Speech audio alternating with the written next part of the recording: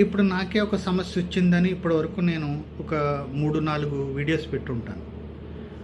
ఎందుకంటే మా కోనసీమ జిల్లా doctor B R Ambedkar, the great B R Ambedkar Konaseema జిల్లాలో 400 kV లైన్, ఒక పవర్ఫుల్ లైన్ మా గ్రామాల రైతుల మీదుగా వేస్తున్న దాని గురించి నేను ఫస్ట్ నుంచి కూడా, మొదటి నుంచి కూడా నేను అబ్జెక్ట్ చేస్తూనే ఉన్నాను ఇక్కడి నుంచి. ఎందుకంటే అందులో మా నాన్నగారిది మా పొలం కూడా ఉంది. ఇప్పటికి మాకు 2 ఎకరాల పొలం ఉంది. అందులో 1.5 ఎకరం ఇప్పటికే మేము ఓఎన్జీసీకి దారాదత్తం చేశాం. ఎందుకంటే ఆయిల్ నిల్వలు అదృష్టం కొద్దీ మా పొలంలో పడ్డాయి. అది వాళ్ళ అదృష్టం, అది మా దురదృష్టం.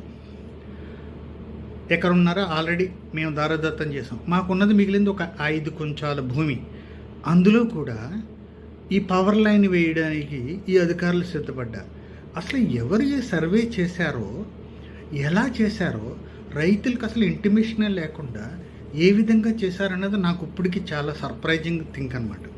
ఎందుకంటే అసలు సర్వే చేసేటప్పుడు ఒక్క రైతుకి 13 గ్రామాల్లో రైతులకు ఒక్క రైతుకు కూడా తెలియకుండా సర్వే చేశారంటే ఇట్స్ ఎ గ్రేట్, చాలా గొప్ప విషయంగా మనం భావించవచ్చు.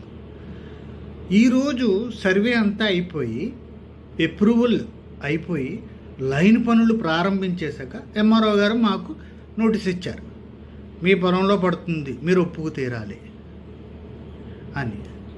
అప్పుడు స్టార్ట్ అయింది రైతుల గందరగోళం, ఇదేంటి అని. అప్పుడు ఏం చేశారు వీళ్ళకి కూడా, ఎందుకంటే మీకు తెలుసు కోనసీమ రైతులు అంటే చాలా అమాయకులు, మనసులో కల్మషం ఉండదు, మనిషిలో కపటం ఉండదు, వాళ్ళ పని ఏదో వాళ్ళు చేసుకెళ్ళే రైతులు వాళ్ళంతా. ఇన్ని రాజకీయాలు, ఇన్ని మెలికలు వాళ్ళకి తెలియదు. సడన్గా అప్పుడు పెద్దలంటే మాలాంటి వాళ్ళని వచ్చి కలిశారు. చేస్తే అక్కడి నుంచి స్టార్ట్ అయిన ఈ పోరాటం ఇప్పటివరకు ఆగలేదు.